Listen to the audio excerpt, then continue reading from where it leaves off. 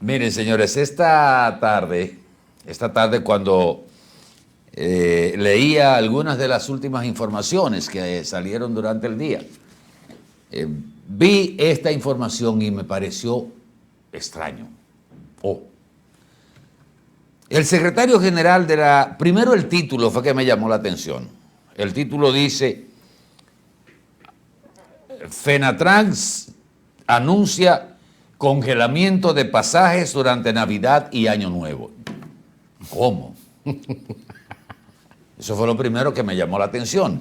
Porque generalmente 24, 23, 24 y 25, 30 y 31, la mayoría de las rutas, tanto urbanas como interurbanas, aumentan el pasaje. Lo ponen, algunos lo ponen hasta el doble, otros le hacen un aumento, sin pensar que le están impactando el bolsillo a la gente. Pero como hay un doble sueldo, ¿verdad? Ellos necesitan su doble sueldo también.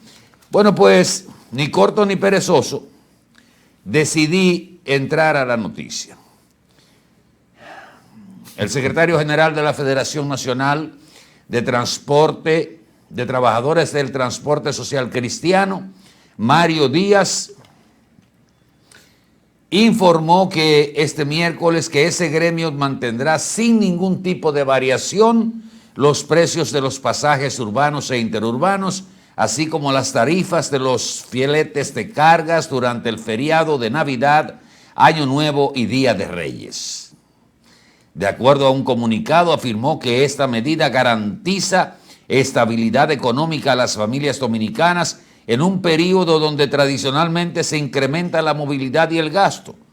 La población puede tener la seguridad de que sus bolsillos no serán afectados por nuestro sector durante este largo feriado. Y hasta ahí yo estaba entusiasmado. Y decía, no, pero que verdad, óyeme, este señor hay que felicitarlo definitivamente. Y aquí viene la decepción.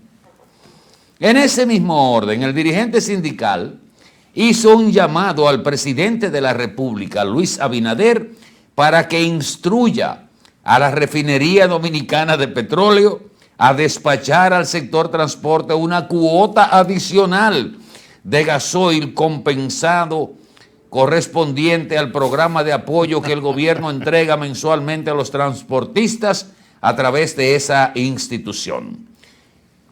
Dijo que esta asignación extraordinaria permitiría compensar la cuota de combustible que dejó de ser despachado durante la suspensión del mes de septiembre, lo que generó un déficit operativo en el sector, sin incluir las pérdidas ocasionadas por los efectos del huracán Melissa. Oye, ¿por dónde va? Además, y esto es lo lindo, sí, sobre todo lo ameno de este dirigente choferil. Además, con esta cuota adicional se garantizaría la estabilidad total de los precios de los pasajes durante todo el mes de diciembre. O sea, primero tú me das el bizcochito, ¿verdad? Qué bien. Y la otra parte es, bueno, si el gobierno no da esa cuota extra,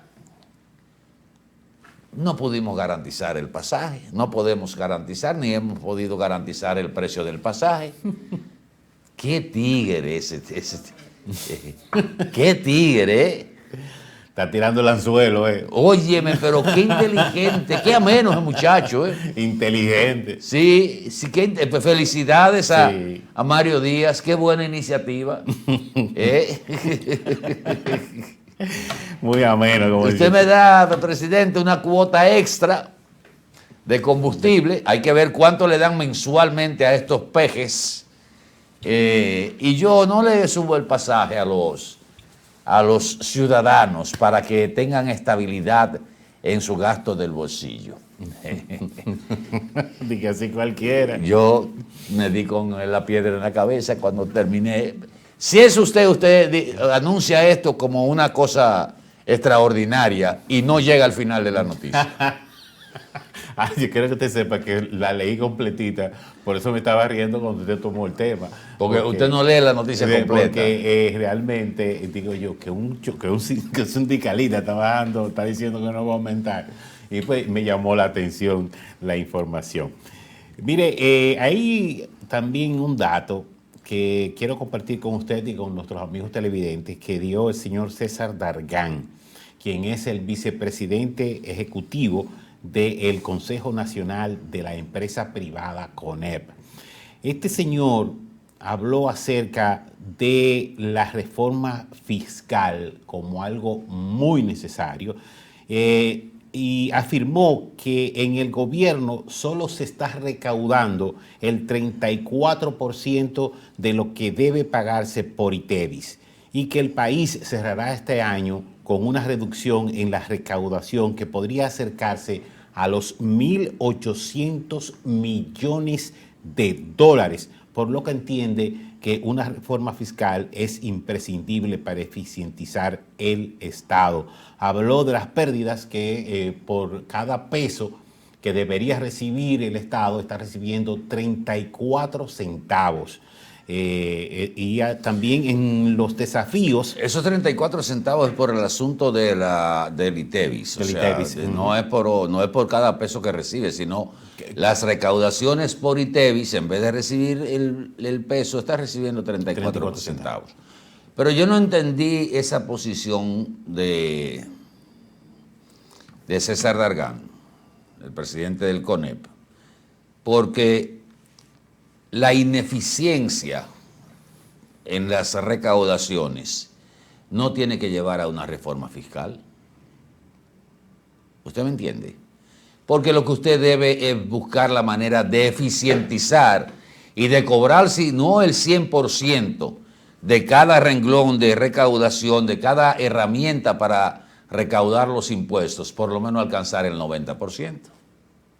Y que haya un 10% de evasión y de elusión. Pero el que el Estado reciba nada más 34% de lo que debe recaudar del ITEVIS. No sé de dónde habrá sacado el dato el señor Dargan, pero la evasión del ITEVIS lo que anda es alrededor de un 40%. O sea que el Estado recauda cerca del 60% de lo que debe recaudar por ITEVIS y no 34%. Tal vez él tuvo algún dato de Magín Díaz que yo no tengo. Posiblemente. Pero la recaudación con relación al ITEVIS no es un 34%, es cerca de un 60% y la evasión es cerca de un 40%. De todas maneras, es una evasión alta. Pero lo que digo es, lo que señalo es que la falta de mecanismos y de disposición y voluntad política de cobrar los impuestos, no importa a quién tenga que lacerarse, no es para llevar a una reforma fiscal, es todo lo contrario. Si nosotros recaudáramos el 90% del ITEVIS, el 90% del impuesto sobre la renta, que anda la evasión cerca del 60%, no tendríamos necesidad de hacer reforma fiscal. Ni siquiera coge prestado. Aunque él hace un señalamiento sobre la posición del CONEP que plantea ejes que son fundamentales. Sí. ¿Usted lo tiene ahí? Sí, no, que iba a decir, Atahualpa, que lo mismo que usted está diciendo también él lo reiteró. Dice que lo más importante es la eficiencia recaudadora. O sea, lo que usted está diciendo. Pero él habla de del abordaje que cubra tres grandes bloques, que es las medidas para detener el constante crecimiento del déficit del gobierno, que eso hay que ponerle atención y nos hemos acostumbrado a trabajar con un déficit que anda en el número manejable, que es un 2.5, un 3% de un déficit de ejercicio presupuestario, el déficit fiscal, que financiado con préstamos para el gobierno, la reducción de la deuda, colocándola dentro de parámetros sostenibles a largo plazo, y también la mejora del gasto público, logrando una mayor eficientización en el uso de los recursos disponibles con transparencia y calidad. Todo el mundo sabe eso. Sí, sí. Tenemos 40 años hablando de eso y no se ha aplicado aún con las reformas que se han hecho. Pero él tiene una verdad en la mano. La reforma fiscal en la actual circunstancia hay que hacerla antes de que se produzca un evento como el de los años principios del 90, que el parto fue más doloroso. Es mejor hacer una reforma cuando no hay una crisis que a tener que hacer la reforma por una crisis, porque el impacto es mucho mayor.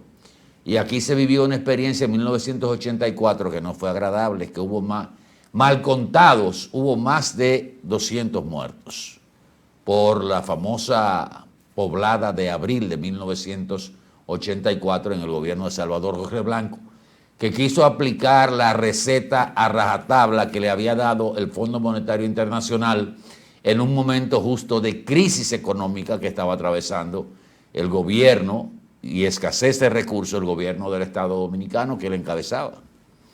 Entonces, a mí me luce, Benito, y te voy a decir esto y a ustedes, amables amigos, hay la posición del presidente, que ya la comentamos en el lunes pasado y ayer martes, de que el gobierno no tiene pensado introducir una reforma fiscal en el mes de enero. Tú recuerdas que hablábamos, que él dijo eso en la semanal, pero no dijo si en febrero o en marzo o en abril podía hacerlo. El nombramiento de Magín Díaz al frente del Ministerio de Economía y Hacienda no fue fortuito. Eso mismo lo dice César Dargán, de que la figura de Magín Díaz crea confianza, genera confianza. Es un hombre muy abierto al diálogo y a mí me luce, escríbalo esto, que el presidente está dejando a través de Magín y esas conversaciones y esas facilidades, que la reforma venga de afuera hacia adentro. La ASIS lo planteó como una necesidad. La AIREN, la Asociación de Industriales de la Región Norte, lo planteó también como una necesidad. Ahora lo plantea el Consejo Nacional de la Empresa Privada en voz de su presidente. ¿Qué otros sectores podrían manifestarse en ese sentido? El comercio mayorista y minorista, que es el más difícil, los transportistas. Entonces, si se logra que nos pongamos de acuerdo todos de aquí para allá, la reforma no viene del gobierno para acá. Sí. O sea, a mí me luce una buena estrategia, porque si todo el mundo dice, falta el sector político, pero a quien más le conviene una reforma fiscal y tributaria es al que aspira a ocupar la presidencia de la República en el año 2028. Entiéndase a Leonel Fernández, sí. Entiéndase los otros precandidatos. Menciono a Leonel porque ya Leonel está seleccionado, ¿verdad? Pero un David Collado y la gente que está en el PRM, ni hablar, porque quizás se pueden resistir un poco por entender que una reforma fiscal y tributaria promovida por un partido en el gobierno nunca es agradable. Pero la estrategia que se está desarrollando es esa.